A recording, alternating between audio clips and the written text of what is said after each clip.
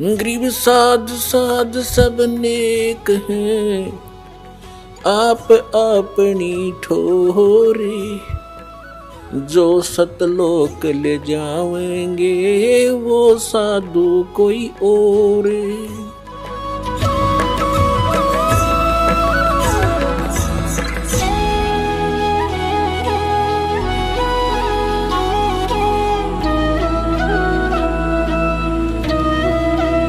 सतगुरुदेव की जय। बंदी छोड़ कबीर परमेश्वर जी की जय। बंदी छोड़ गरीबदास जी महाराज जी की जय। स्वामी राम देवानंद जी गुरु महाराज जी की जय हो।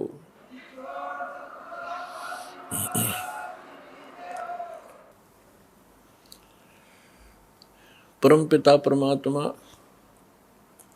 पूर्ण ब्रह्म सारी सृष्टि के रचनहार कबीर देव कबीर साहेब बंदी छोड़ कबीर परमेश्वर जी, ये आप सभी के पिता हैं, हम सभी के जनक हैं, पूरे असंख्य ब्रह्मांडों के ये पालक हैं। और पुण्यात्माओं, हम अपने पिता को भूल कर किसी अन्य से वो सुख, वो अपना राइट मांग रहे हैं जो कभी नहीं दे सकता, जो पिता दे सकता है। पिता अपने पुत्र पुत्री को अपनी सर्व संपत्ति दे देता है सहर्ष।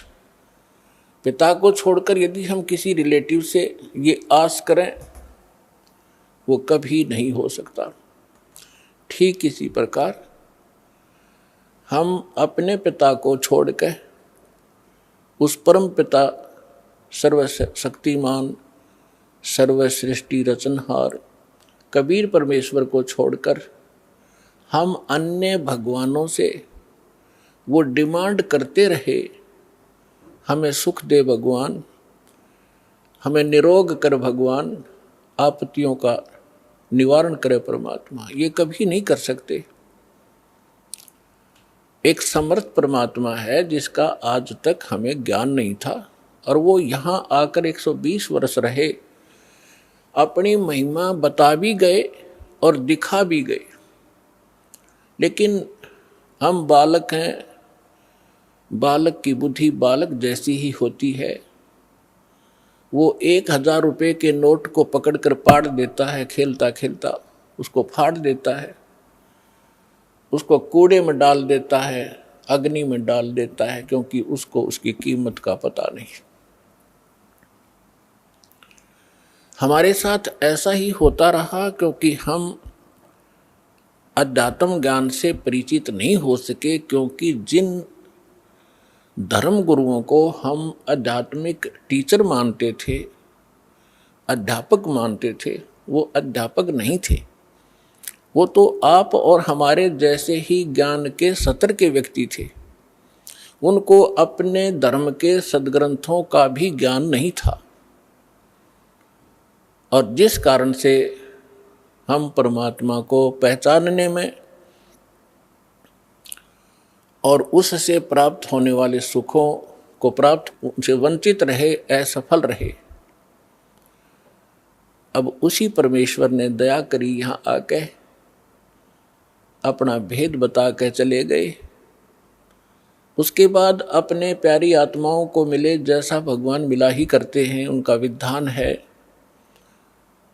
वेदों के अंदर प्रमाण है कि वो पूर्ण परमात्मा सर्व सृष्टि रचनहार सबका पालक ऊपर के लोक में रहता है, सतलोक में, और वहाँ से सह शरीर चलकर आता है।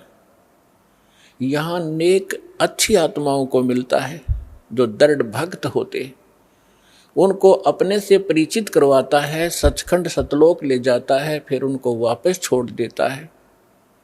परमात्मा से परिचित वो महान आत्माएं संत उस परमेश्वर के यथार्थ ज्ञान का प्रचार किया करते हैं, लेकिन उनकी संख्या कम होती है और वो ज्ञान सत्य होता है, पूरा विश्व असत्य ज्ञान से परिपूर्ण होता है, ओतप्रोत होता है, जिस कारण से हम भगवान को भी ठुकरा दिया हमने और उन महापुरुषों के अमृतवाणी को भी स्वीकार नहीं किया जिन्होंने परमात्मा को देखा और पाया था। उनमें से कौन कौन है? आदरणीय धर्मदास साहिब जी,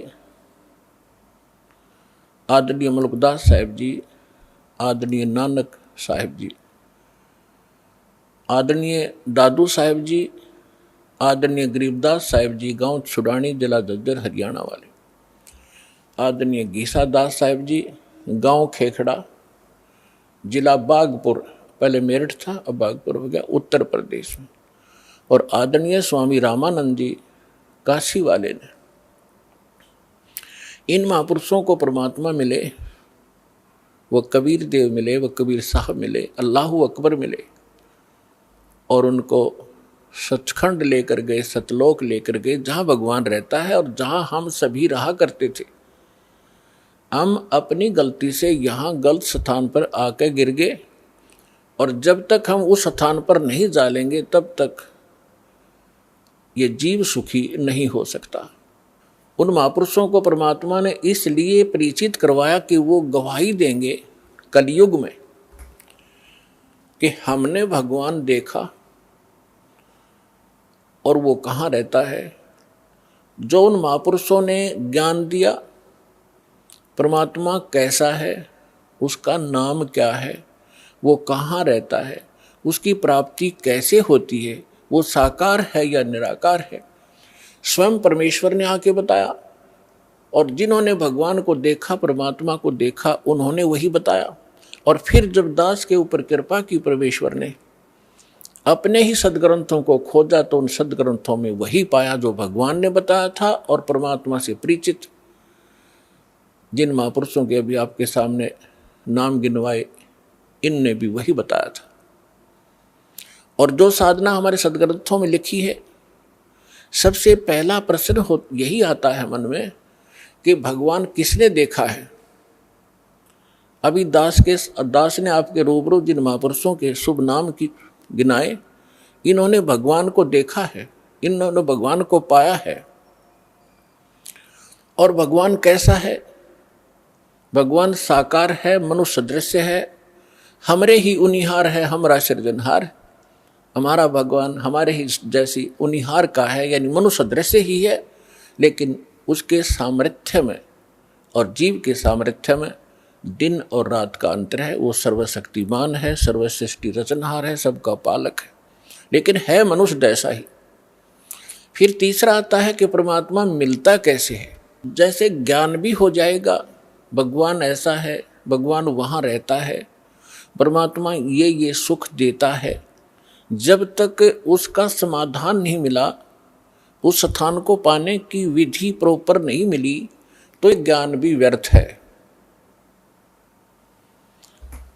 तो अब वो साधना कौन सी है जिससे वो स्थान प्राप्त होगा, जो श्रीमद् भगवत गीता अध्याय नंबर 18 के श्लोक नंबर 62 में, गीता अध्याय नंबर 15 के श्लोक नंबर 4 में वर्णन किया हुआ है कि अर्जुन तू सर्व भाव से उस परमेश्वर की शरण में जा। गीता ज्ञान दाता अपने से अन्य किसी समर्थ परमात्मा की शरण में जाने के लिए अर्जुन जी को कह रहा है। और उसकी शरण में जाने से ही तो परम शांति को और शाश्वत स्थान को, शाश्वत स्थान मीन जिसका कभी नाश ना हो, सत्यलोक, अविनाशी लोक, अमर लोक को प्राप्त होगा। और गीता ज्ञानदाता अपने विषय में कहता, गीता अध्याय नंबर 2 के श्लोक नंबर 12 में, गीता अध्याय नंबर 4 के श्लोक 5 और 9 में, गीता अध्याय नंबर 10 के श्लोक नंबर 2 में, कि अर्जुन तेरे और मेरे बहुत जन्म हो चुके हैं, तू नहीं जानता मैं जानता। इससे सिद्ध है कि गीता ज्ञानदाता अविनाशी नहीं है और इसके साधक भी फिर अविनाशी स्थान प्राप्त नहीं कर सकते। गीता ज्ञानदाता 8वें अध्याय के 13वें श्लोक में गीता जी में कहता है कि अर्जुन मुझ ब्रह्म का केवल एक मंत्र है, और इसकी जो साधना करता है अंतिम सांस तक, मरते दम तक, वो इस ओम से मिलने वाली परम गति को प्राप्त होता है। ओम से मिलने वाली परम गति कौन सी है? ब्रह्मलोक। ओम ब्रह्म का मंत्र है। ओम के जाप से ब्रह्मलोक प्राप्त होता है। गीता अध्याय नंबर 8 के श्लोक नंबर 16 में स्पष्ट किया है कि ब्रह्मलोक में गए हुए प्राणी भी पुनर्वृत्ति में हैं, वो भी फिर जन्म और मृत्यु के इस चक्कर में गिरे ही रहते हैं। गीता अध्याय नंबर 15 के श्लोक नंबर 4 में कहा कि अर्जुन, तत्वदर्शी संत की प्राप्ति के उपरांत परमेश्वर के उस परम पद की खोज करनी चाहिए, जहाँ जाने के बाद साधक फिर लौटकर कभी संसार में नहीं आते। और जिस परमेश्वर ने सब ब्रह्मांडों की रचना की है, जिससे संसार रूपी वृक्ष की प्रवृत्ति विस्तार को प्राप्त हुई है, यानी संसार रूपी वृक्ष का 15वें अध्याय के अंदर एक एग्जाम्पल है, फॉर एग्जाम्पल, उदाहरण के तौर पे बताया है कि ये सारा संसार समझो उल्टा लटका हुआ संसार तुल्य है, वृक्ष तुल्य है। ऊपर को जड़ तो पूर्ण परमात्मा परम अक्षर ब्रह्म है जो सबका पालन करता है। पेड़ का पालक मूल होता है, जड़ होती है, और बाकी जितना भी तना डार टहनियाँ पत्ते उस मूल से ही आहार प्राप्त करते हैं, खुराक प्राप्त करते हैं।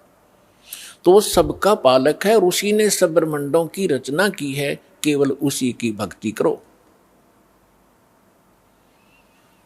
तो पुण्यात्माओं, आपका सौभाग्य है, आपकी किस्मत न्यारी है, और जिन पुण्यात्माओं को इस मनुष्य जीव, इस कलयुग के अंदर मानव शरीर प्राप्त है, तो वो बहुत ही पुण्यकर्मी प्राणी है पिछले जन्म जन्मांतर का, क्योंकि इस समय में मानव शरीर प्राप्त करना ये आम आत्मा के संस्कार नहीं है। और उससे भी अच्छी आत्माएं वो हैं जो सतलोक आश्रम बरवाला जिला हिसार में आकर दीक्षित हो रही। धन है उनके माता पिता जिनसे जन्म लिया। यहाँ आने से आपका मोक्ष होगा, आपके परिवार का मोक्ष होगा, आपके सर्व संकट दूर होंगे। सर्व संकट किसी प्रकार के हों, आर्थिक हों, शारीरिक हों, तीन ताप के हों, भूत प्रेत की बाधा हो, ये तो परमात्मा पहले करेगा। उसके बाद फिर आपको इसके पैरेलल ज्ञान भी कराया जाएगा कि ताकि आप इन सुखों को पाकर फिर भूल ना जाओ भगवान को, क्योंकि ये सुख यहाँ का अस्थायी, अक्षणिक है, झूठा है। और इस सुख को पाकर हम मस्त हो जाते हैं, जो हमारी सबसे बड़ी भूल होती है। उसके लिए परमात्मा कबीर परमेश्वर जी कहते हैं कि सुख के माथे पत्थर पड़ो, जो नाम हृदय से जावे, बलिहारी उस दुख के, जो पल पल नाम रटावे। ये परमात्मा खुद बताते हैं कि तुम ऐसे अर्ज लगाया करो मेरे सामने कि हे भगवान, ऐसा सुख भी ना देना जिससे आपकी भूल पड़े, बाढ़ में जाओ ऐसा सुख जो भगवान से दूर करे, ऐसा दुख दिए रखना परमात्मा, तेरी याद बनी रहे। आज दास देख रहा है सतलोक आश्रम बरवाला में 80% वो भक्त आ रहे हैं जो काल के सताए हुए हैं, कर्मों से पीड़ित हैं। तो पुण्यात्माओं, घबराना नहीं, समर्थ की शरण आपको प्राप्त हो गई है, और ये दुख आपके लिए वरदान सिद्ध होगा। यदि आप दुखी नहीं होते तो इसी तरह की तरह राजनीति में धक्के खाते फिरो, या कित और बैठ कर बकवाद गढ़ो, ताश खेलो, वो दुख तुम्हारे लिए वरदान है जो आपको परमात्मा के चरणों में ले आया।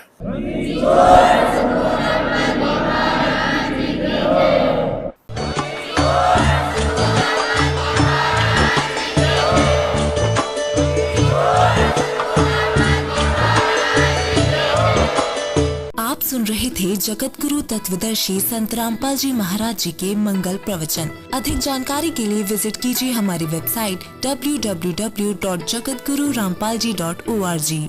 संत रामपाल जी महाराज जी के शुभ आशीर्वाद से पूरे विश्व भर में 500 से भी ज्यादा नाम दीक्षा केंद्र हैं, जिन पर संत रामपाल जी महाराज जी द्वारा ऑनलाइन निशुल्क नाम दीक्षा दी जा रही है। अपने नजदीकी नाम दीक्षा केंद्र का पता करने के लिए संपर्क करें 8222880541।